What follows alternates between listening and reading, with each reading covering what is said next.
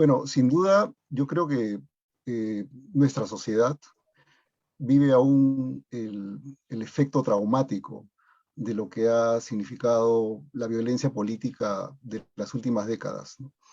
Y creo que eso nos obliga a repensar eh, no solamente las metodologías y los currículos que actualmente tenemos, sino a repensar también, yo diría, nuestras propias narrativas históricas que han ido constituyendo la identidad del país.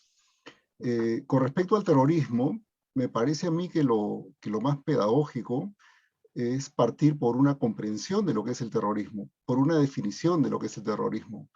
Creo que lamentablemente eh, vivimos en un momento en que hay eslogans, ¿no?, sobre el terrorismo y etiquetas sobre quién es o quién no es terrorista, pero se tiene muy, digamos, una idea muy vaga de lo que es el terrorismo.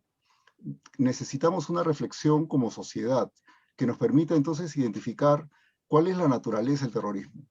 Hay, por supuesto, algunas definiciones que nos pueden ser útiles, ¿no? Pero en general se considera que el terrorismo es el uso de la violencia extrema, que puede ocasionar la muerte, la mutilación, la tortura de personas civiles en aras de someter a una población, a una comunidad, este, eh, en aras de dominar a una comunidad para imponer un proyecto político, ¿no? Hay definiciones diversas, pero más o menos la coincidencia entre todas ellas es que el terrorismo es una cuestión de poder, ¿no? Es el deseo de imponer un proyecto político a través de la violencia extrema.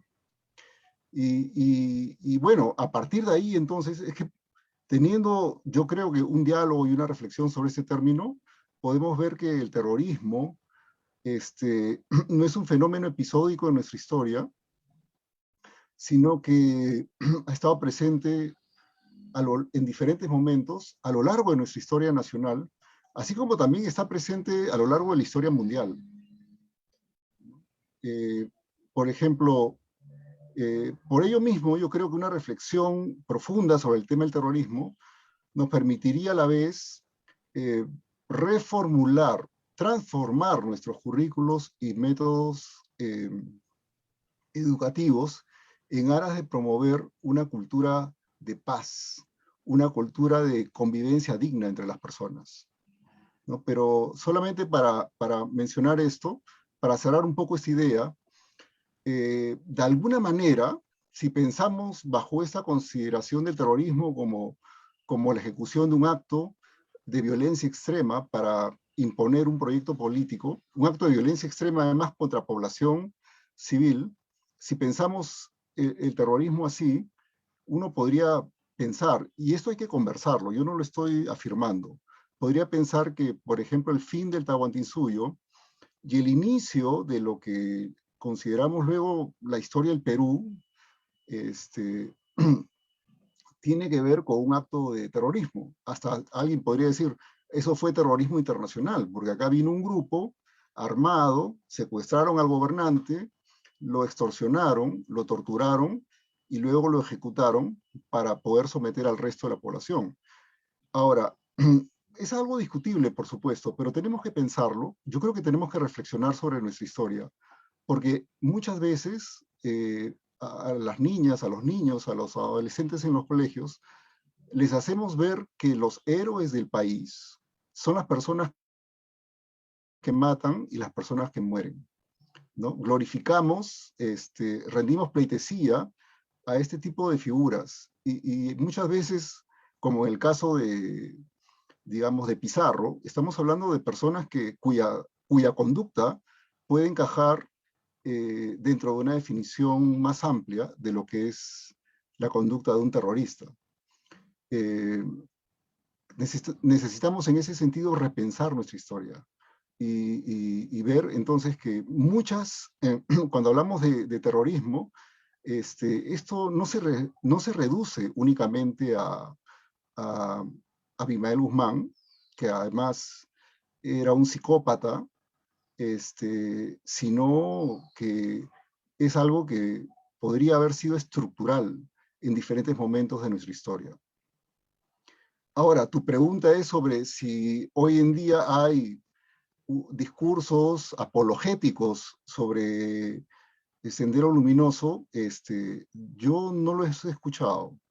Que yo sepa, por lo menos en mis visitas, investigaciones, no lo he podido constatar, pero podrían existir. Pero también yo creo que sí, también existe, sin referirnos directamente a Sendero, sí discursos que son violentos, ¿no? En general. O sea, tenemos una cultura que de alguna manera admite la violencia como una manera legítima de imponer un proyecto político. Y en realidad los proyectos políticos, y lo propiamente político, es algo que tendría que desenvolverse no por la imposición violenta, no por la amenaza, sino por la persuasión, por el convencimiento, ¿no? Algunas personas dicen que, que la política es la solución de un problema, es la solución de una guerra a través de las palabras, y que la guerra es una solución de un problema político a través de las armas. No creo que es una manera un poco superficial de ver lo que es la política.